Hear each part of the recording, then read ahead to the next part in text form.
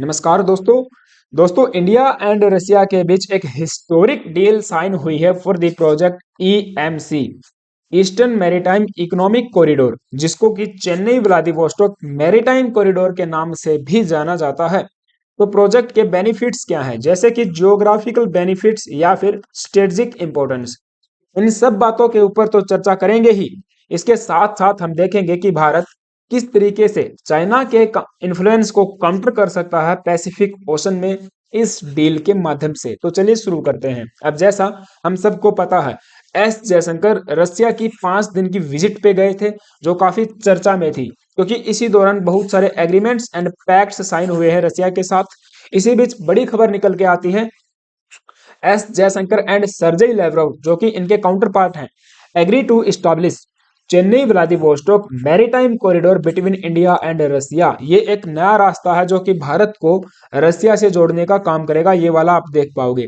लेकिन जो एग्जिस्टिंग वे है हमारे पास, वो स्वेज कनाल से होकर जाता है। सबसे पहले अरब सागर, इसके बाद बाब उल मंदेब, फिर रेड सागर होते हुए स्वेज कनाल को पार करके मेडिटेरेनियन सी, एंड इसके बाद अटलांटिक ओशन होते हुए यूरोप या फिर रसिया पहुंचा जाता है। इस रास्ते की कुल लंबाई 8,675 नॉटिकल माइल्स बताई जाती है, जो कि किलोमीटर्स में 16,500 किलोमीटर से भी ज्यादा है। जबकि नया रास्ता जो रशिया से जोड़ेगा, ये केवल 5600 नॉटिकल माइल्स का है, किलोमीटर्स में 10,300 किलोमीटर। अब इससे न केवल हमारी शिपिंग कॉस्ट घटेगी, बल्कि टाइम भी रिड्यूस होगा। दूसरा, इस रास्ते में इस पूरे रीजन में इंस्टेबिलिटी क्रिएट हो गई है इजराइल हमास वार की वजह से।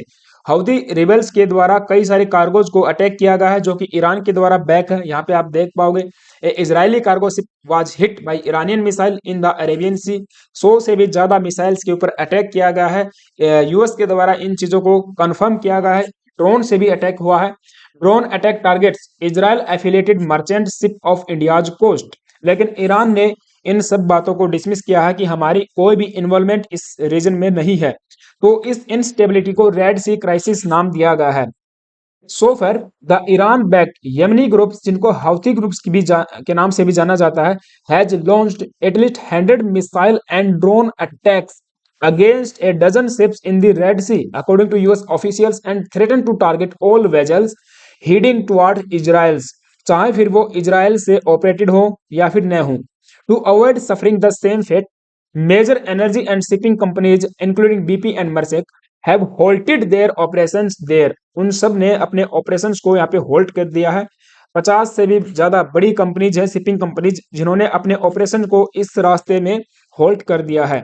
अब पूरा विश्व इससे प्रभावित है, तो भारत भी प्रभावित हुए बिना नहीं रहता। अब देखिए, the Red Sea crisis has affected India in several ways, जैसे कि एक्सपोर्ट, हमारे एक्सपोर्ट में एक तरीके से कमी आई है। जो हम लोग यूरोप में, यूएस में या फिर रसिया में पहले एक्सपोर्ट करते थे, वो एक तरीके से अब उसमें कमी देखने को मिल पा रही है। शिपिंग कॉस्ट हमारी बढ़ गई है। इसके साथ साथ एनर्जी सिक्योरिटी, भारत की एनर्जी सिक्योरिटी को खतरा एक तरीके से हो रहा है, क्योंकि वहां से हम लोग oil and natural gas import करवाते थे। एंड इसके साथ साथ जो प्राइसेस हैं, वो भी कमोडिटीज के हाई हो चुके हैं, जैसे कि crude oil, palm oil, cereals, machinery या इलेक्ट्रिकल गुड्स है, ऑटोमोबाइल्स के जो कंपोनेंट्स हैं, एक तरीके से जितने भी कमोडिटीज का इंपोर्ट एंड एक्सपोर्ट होता है, उन सब के प्राइसेस हाई हो चुके हैं। Red Sea crisis could put inflationary pressure on India's economy. बहुत सारे आर्टिकल्स इन सब बातों के ऊपर पब्लिश हो चुके हैं। रेड सी क्राइसिस की वजह से ही इंडियन एक्सपोर्टर्स हैं, जो कि यूरोप में और यूएस में चाय भेजते थे, उनको मैसिव लॉस झेलना। तो इसी बीच ये वाली खबर थोड़ी बहुत राहत लेके आती है।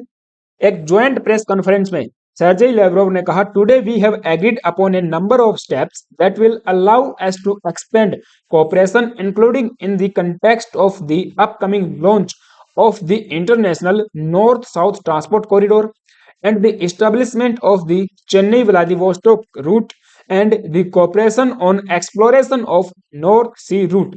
तो बेसिकली ये 3 रास्तों की यहाँ पे बात कर रहे हैं। पहला है INSTC, ये 2023 में इसको लेकर थोड़ा बहुत ट्रेड भी भारत और रशिया के बीच में हुआ है। ये भारत के मुंबई से होते हुए ईरान पहुंचता है, ईरान के बाद अजरबैजान और मॉस्को होते हुए सेंट पीटर्सबर्ग। यहां से हम लोग यूरोप को भी एक्सेस कर सकते हैं। दूसरा है ईएमसी, इसके बारे में हम लोग आगे बात करेंगे। और तीसरा नदन सी रूट, ये रशिया के लिए इंपॉर्टेंट रहेगा। तो चलिए अब बात करते हैं ईएमसी इसके बेनिफिट्स के बारे में। 2019 में पीएम मोदी जी के द्वारा इसकी आधारशिला रखी गई थी $1 बिलियन सपोर्ट के साथ में, और एक अमोयू साइन हुआ था इंडिया एंड रशिया के बीच में। आप देख पाओगे India Russia ink proposal on developing Chennai Vladivostok sea route 2019, 5 सितंबर की ये न्यूज है। लेकिन अब जाके ये मेटलाइज्ड होता हुआ नजर आ रहा है। तो चलिए इसके बेनिफिट्स के बारे में बात करते हैं, ये रास्ता कहाँ कहाँ से होकर जाता है, इन सब बातों के ऊपर चर्चा करते हैं। लेकिन उससे पहले आप सभी से छोटी सी रिक्वेस्ट है, अगर तो आप चैनल पे नए आए हो तो प्लीज यार एक सब्सक्राइब कर लेना एंड बेल आइकन को प्रेस कर देना। है कि ये भारत के चेन्नई से स्टार्ट होगा, जो कि भारत के प्राचीन और बड़े बंदरगाहों में से एक है। इसी प्रकार व्लादिवोस्टोक भी one of the largest and oldest port है रशिया का, जो नॉर्थ कोरिया से ऊपर एक खाड़ी है, हॉर्न ऑफ नॉर्थ, उसमें पड़ता है and it is part of Sea of Japan. तो ये चेन्नई से स्टार्ट होगा, अंडमान सागर होते हुए स्टेट ऑफ मलक्का, ऊपर साउथ चाइना सी, उसके ऊपर नॉर्थ चाइना सी होते हुए Sea of Japan, and finally हम पहुंच जाते हैं Vladivostok. And Vladivostok commercial sea port है, कॉमर्शियल शिपिंग एक्टिविटीज के लिए जाना जाता है, and one of the largest and busiest hub on Russia's Pacific coast. तो एक बड़े पोर्ट होने के साथ साथ यहाँ पे chief cultural, economic, scientific and tourism activities भी होती हैं, and it is part of Russian far east region. तो इस पूरे रीजन को फार ईस्ट रीजन बोला जाता है, जहाँ पे साइबेरियन ट्रांस रेलवे चलती है। तो Vladivostok is the easternmost end of the famous Trans Siberian railway. I hope इसके बारे में आपने कहीं ना कहीं पढ़ा होगा। तो जो ट्रांस साइबेरियन रेलवे है, ये कनेक्ट करती है ईस्टर्न साइड ऑफ रशिया को टू दी कैपिटल मॉस्को। आप देखिए ये वाला रास्ता इस तरीके से, और यहीं से हम लोग फिर एक्सेस कर सकते हैं यूरोप को भी। इवन रशिया भी इसी रास्ते से यूरोप को एक्सेस करता है, इस वाले रीजन से, राइट।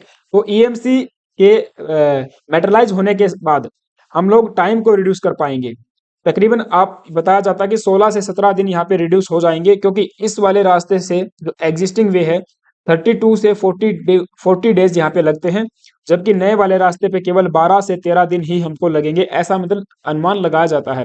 तो दोनों देशों के बीच में जो ट्रेड रिलेशंस हैं वे भी एक्सपेंड होंगे, न केवल रशिया के साथ, जो साउथ ईस्ट एशियन नेशन है उनके साथ भी हम लोग नई अपॉर्चुनिटीज को तलाश कर सकते हैं, जैसे कि Thailand, Vietnam, Indonesia, Malaysia, Laos, ये वाले देश, राइट। तो इनके साथ वे भी हमारे जो ट्रेड रिलेशंस हैं वे एक्सपेंड हो सकते हैं। इसके साथ साथ व्लादिवोस्टोक वाला ये जो रीजन है, ये रिच है इन नेचुरल रिसोर्सेज, जैसे कि coal, diamond and precious metals, platinum, tin, gold, tungsten, इन सब को हम लोग भारत मंगवा सकते हैं। इसके साथ साथ ऑयल एंड नेचुरल गैस में भी ये वाला रीजन रिच बताया जाता है, जिसकी जरूरत हमको काफी रहती है, क्योंकि भारत पेट्रोलियम प्रोडक्ट्स का तीसरा बड़ा कंज्यूमर देश है।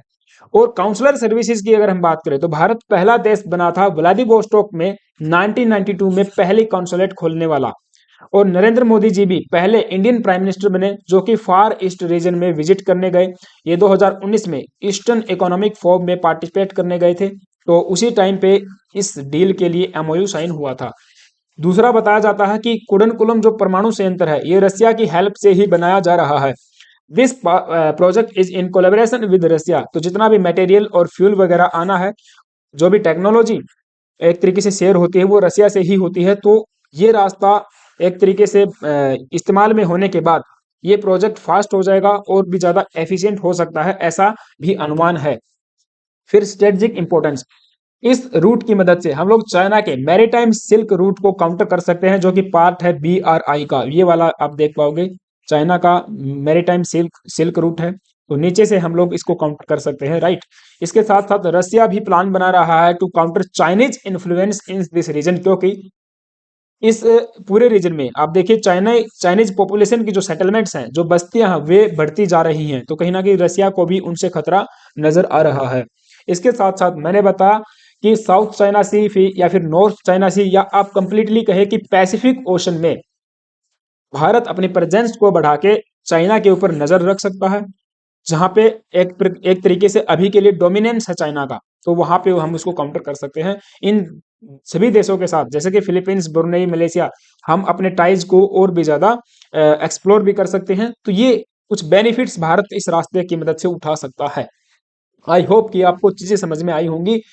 तो ऐसा है, ये लेक्चर था। तो एक वीडियो को लाइक कर देना, और चैनल पे यदि नए आए हो तो प्लीज यार एक सब्सक्राइब करके ही जाना। Thank you guys, have a nice day.